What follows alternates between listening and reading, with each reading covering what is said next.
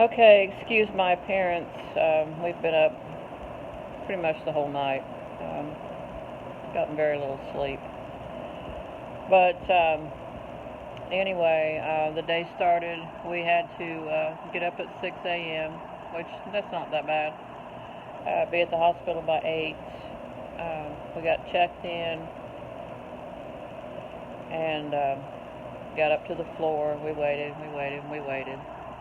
And our arrival time was 8 a.m. We were there way before time, but it was close to 10 o'clock before they even came to get him. I'd say about 9:30. And so he talks a big talk. I'm not afraid, I'm not scared, but I knew he was. This was a major. And when they told us in the beginning that this would be a major surgery, I never dreamed how major this was and is. They got him all squared away for surgery and got him all prepped, ready to go. And it came time to say goodbye, and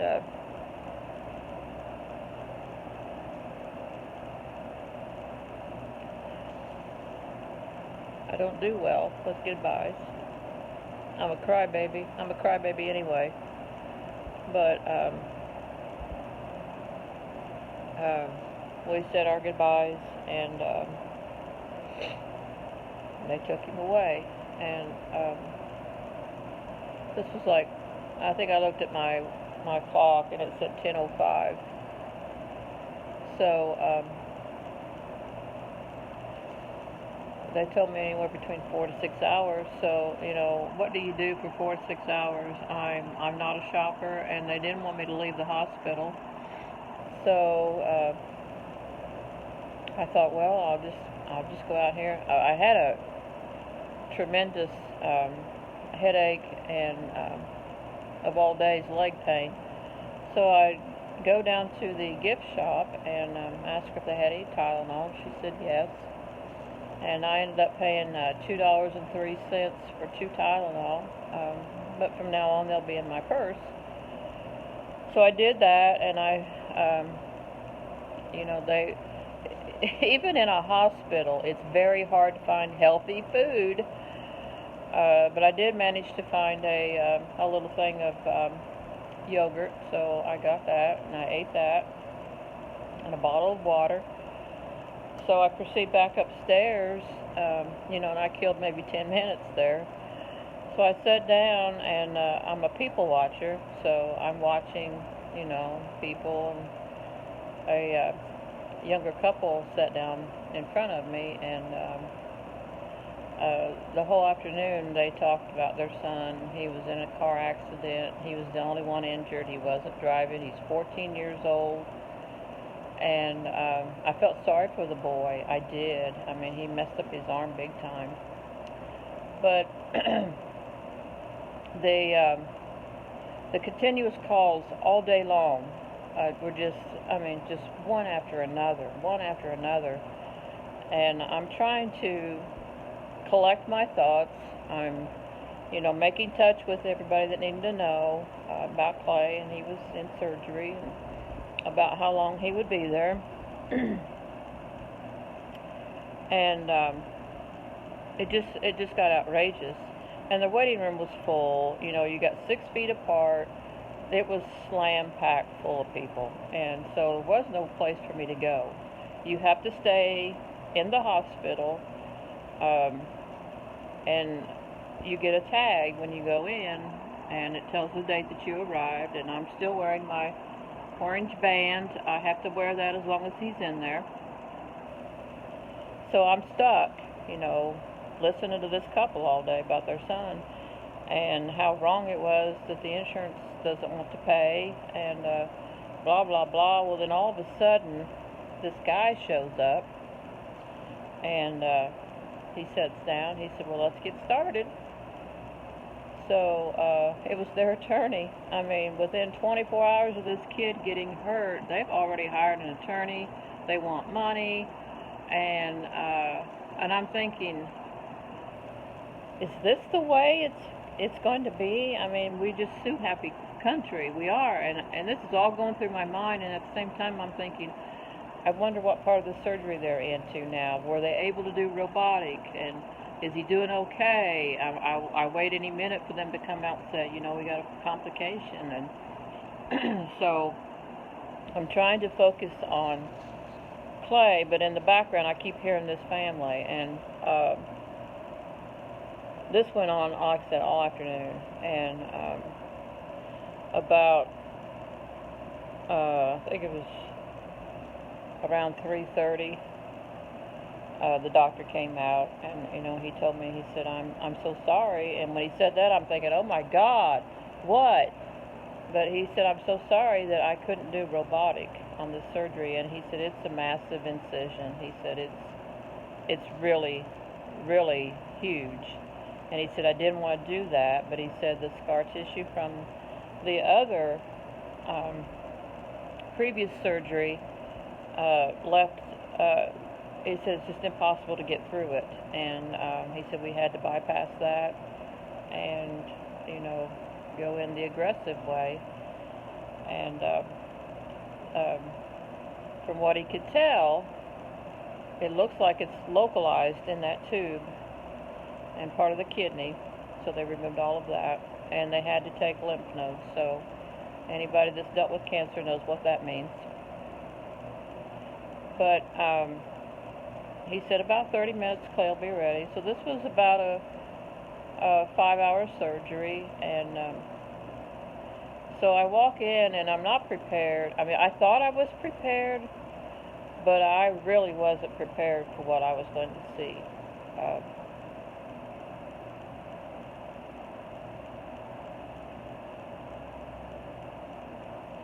Cancer is a horrible disease.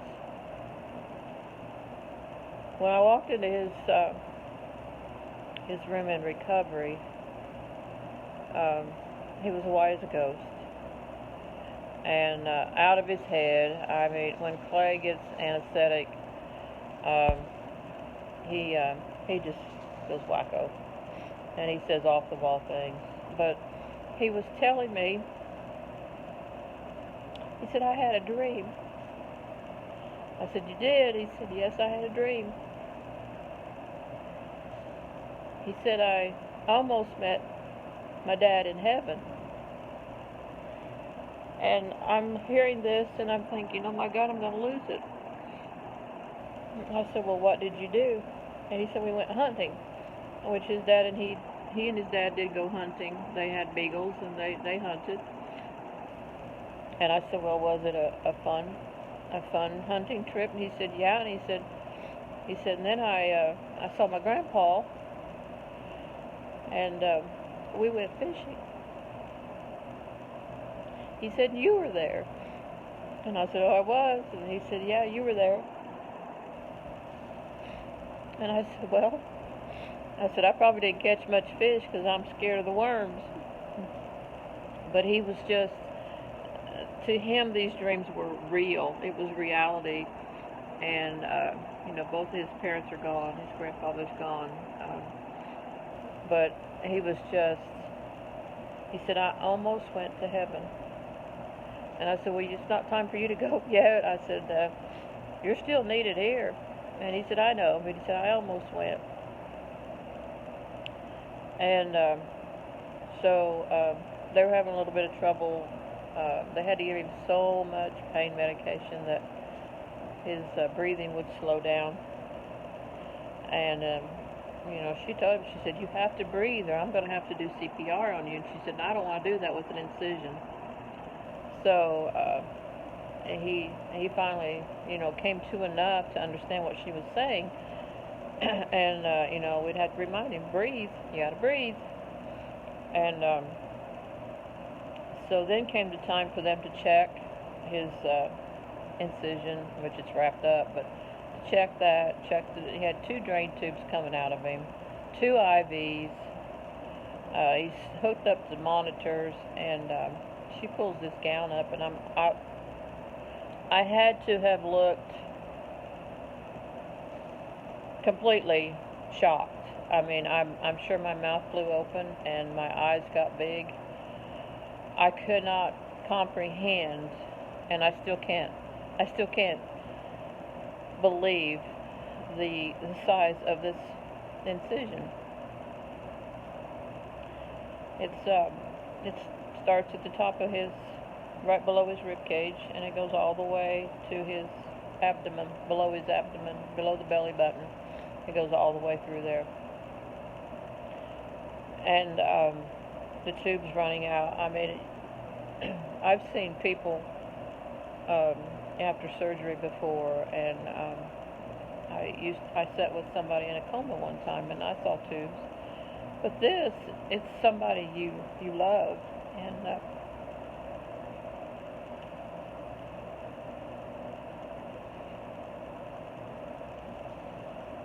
the fact that the surgery alone could kill him, it takes a toll. And I'm sorry.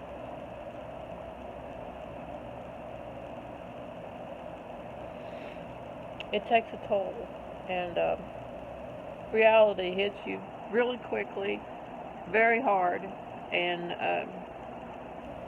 reality sets in, and this is real.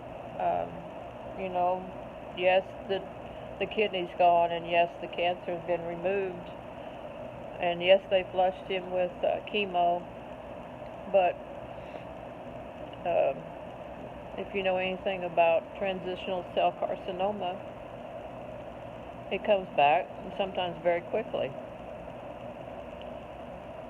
But we got to his room, and he's nauseous, he's sick, he's hurting, and I mean, he just looks like he's been filleted wide open. That's exactly what comes to mind when I look at this monstrosity cut across his stomach. Is they gutted him, and he told me before he went in.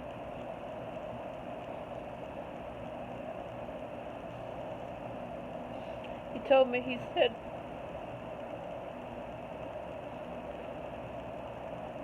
"I'm not afraid to die," but he said, "I don't want to go."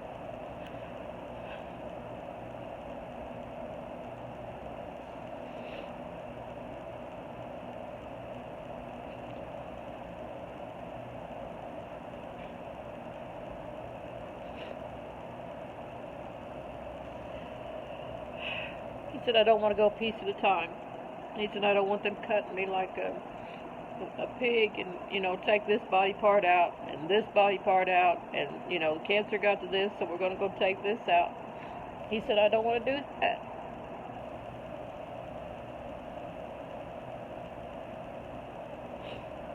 And looking at his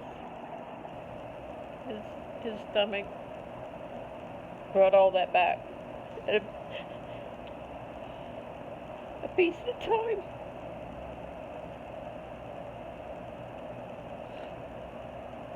I'm so sorry.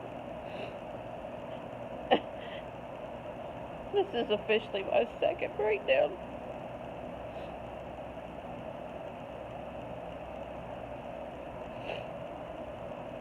Okay, back to, they checked him, made sure the tubes were working correctly, and making sure he didn't have a temperature, and it's okay, Harley, it's okay. Um, Making sure his BP was down, which throughout the whole procedure his blood pressure has remained steady, which is huge, um, because when he had the first test done, um, his blood pressure spiked and he had chest pain. So far this time he's not having any issues with that. He's he bounces back very quickly. He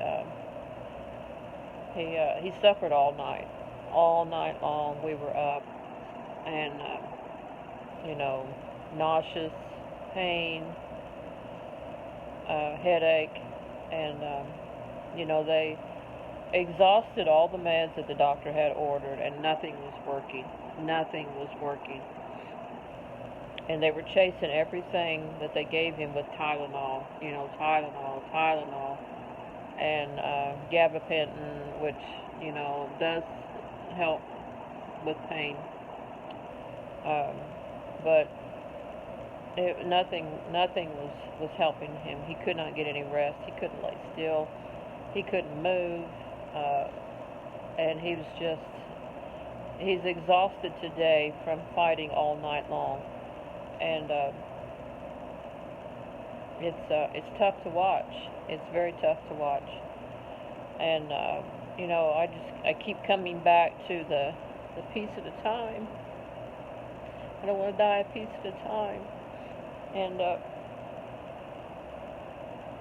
he said, if this is what it's going to be like, I don't want to be here. I said, this is only temporary, Clay. It's only temporary. And you'll get through this. So, this morning, after being up all night, I think it was around 6, a little before 6, I think. Maybe the shift was starting the process of changing, and they came in and gave him a whole new round of medications. And it didn't work. It didn't work. And he said the nausea every time I move just is overwhelming, and there's nothing in his stomach, so he just has dry heaves. And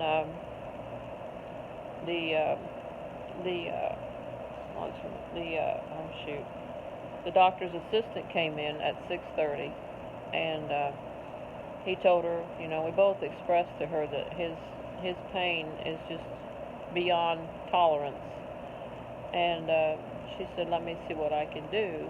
And so she ordered a different medication. Again, he's been through 5, 6 different medications during the course from the end of surgery till that point. And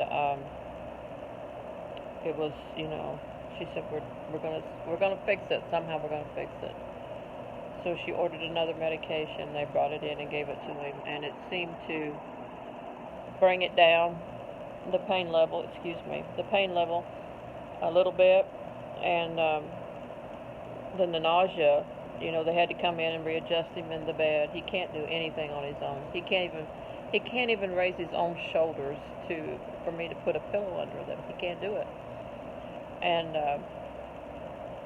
so they gave him a different kind of nausea medicine, and it seemed to be working. Around 9:30, I decided to come on home because we hadn't had any rest, and I think that if I'm there, he doesn't rest. So I came home, and he just texted me and said that they got the nausea under control at this point, and that they got him up and then put him in a chair. So, I'm grateful for that. I'm grateful that he has a will. Most people wouldn't have made it through yesterday because of the pain being so horrific. You can only imagine having your entire stomach cut open so they could get into your back to get that kidney. The trauma alone to your body is extreme. And so I'm home for the rest of the day, and then I'll go back tomorrow morning early. I don't like being away, but we do have responsibilities, and he doesn't want Harley to be alone. She misses her dad and Doodle, but I'll do what I have to do here today, and then I'll head back in the morning first thing, and hopefully he'll be sitting in the chair again. I can only hope. So here's the nitty-gritty of all of it. And bladder cancer is serious. Cancer anywhere is serious, but I have learned that this one It's egregious. I mean, it is just, it has, there are no words to describe the hate that I have for cancer. But anyway, that's my update. Sorry for all the crying. Sorry for the mess. I'm a mess. I'm already in my pajamas, and I'm probably going to take a nap. So thanks for the prayers, and I'll update you soon.